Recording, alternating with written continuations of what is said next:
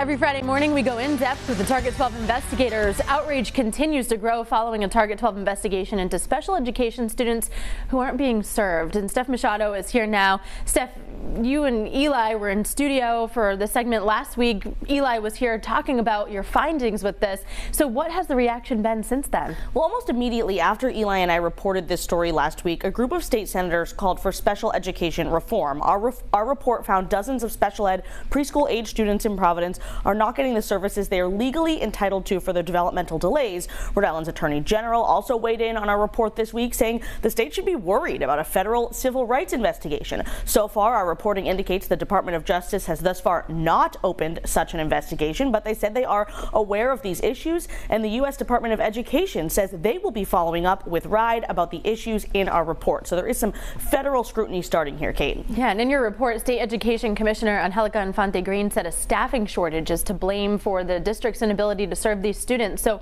what solutions are being proposed to address that shortage? Well, a number of advocacy groups led by Rhode Island Kids Count is calling for state lawmakers to pass a number of measures that could help with the early education crisis. One is called the Early Educator Investment Act that would set statewide minimum pay rates for those early education teachers so they can be paid more. Another proposal would allocate millions in state funds to keep some pre-K classrooms open that are in danger of closing. And then there's a proposal for a special education ombudsman who would act as an independent watchdog. And there are several other measures as well, such as assistance for educators to pay for childcare for their kids so that they can work in this field. And Paige Closhis-Parks from Kids Count says this is a recipe, not a menu. And what she means by that is these efforts all need to happen at the same time so the whole system can improve. Right now, the system is failing kids.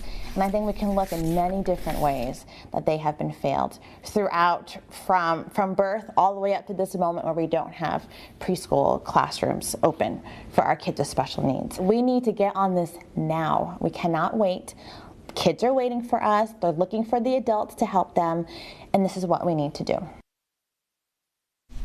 So it could be months before legislation passes and starts making an impact, though. So what about in the short term? What's being done to help these kids who need services yesterday? Right, and that timing is exactly the issue, Kate. Advocates keep telling us that every day really counts for children this young as 3 years old who need help for their developmental delays. The Providence Public School District says they are actively searching for staff. They're offering hiring bonuses. In the meantime, the district says they will pay for outside providers or out-of-district schools to help these students. The problem is that it's easier said than done, as private providers are also booked up. Now, the day after our story aired, the mom of the little boy named Juju, who we featured, got a phone call that a spot might be available at a private special ed preschool in Cranston. At last check, that school is still evaluating whether they can serve Juju's needs. If so, Providence would pay to place him there. So fingers crossed for Juju, Kate. Absolutely. Thanks, Steph, for your work covering this important issue. Of course.